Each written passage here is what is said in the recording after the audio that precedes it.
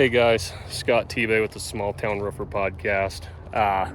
Had some thoughts today on probably the biggest problem that we face roofing business owners, and that is the dreaded one-star Google review.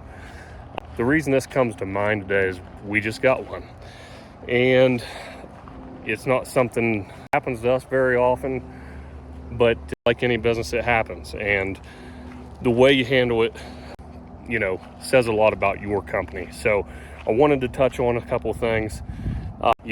This particular review, we've got almost 150 reviews in our main location. I think all but 2 are 5-star. So this is not something that we're used to, but it happened, and it was a roof from a few years ago, and it developed a leak. I called our office. Our office explained to them that it was going to be a $250 service call to come look at it. We started that because, we got to put a timeline on these warranties.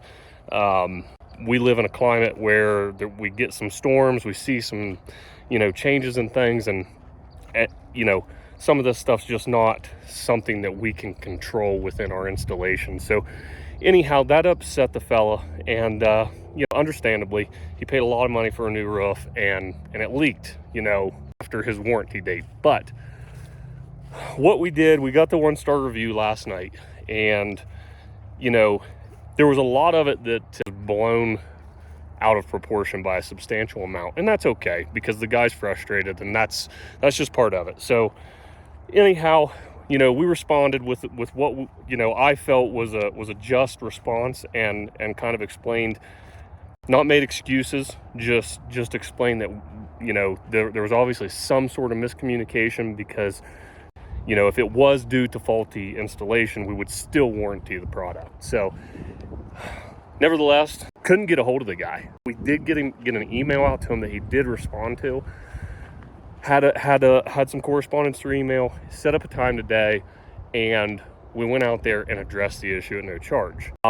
Not saying that's the right thing to do, because technically he was out of warranty, and technically he, should have probably paid something for that. But guys, these 1-star reviews are just a business killer, So we work so hard to stay at that 4.8, 4.9, 5-star, spot.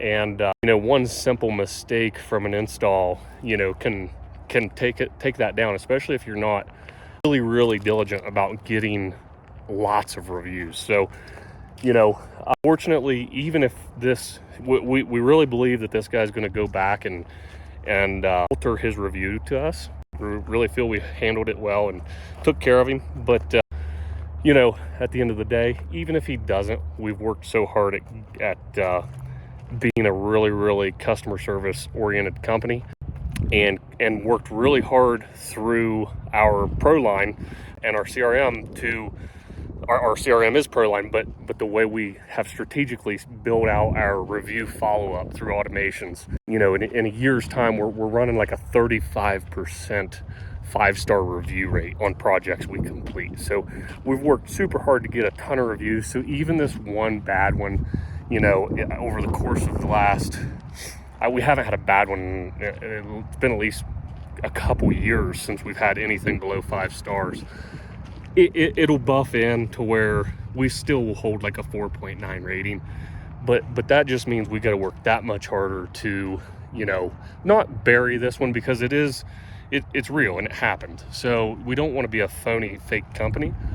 It's there, but we got to work that much harder, going forward, to just keep that customer service up and that quality control up. So if you guys have some thoughts, please share. I'd love to know how you guys handle 1-star reviews, and what your thoughts are on the warranty situation.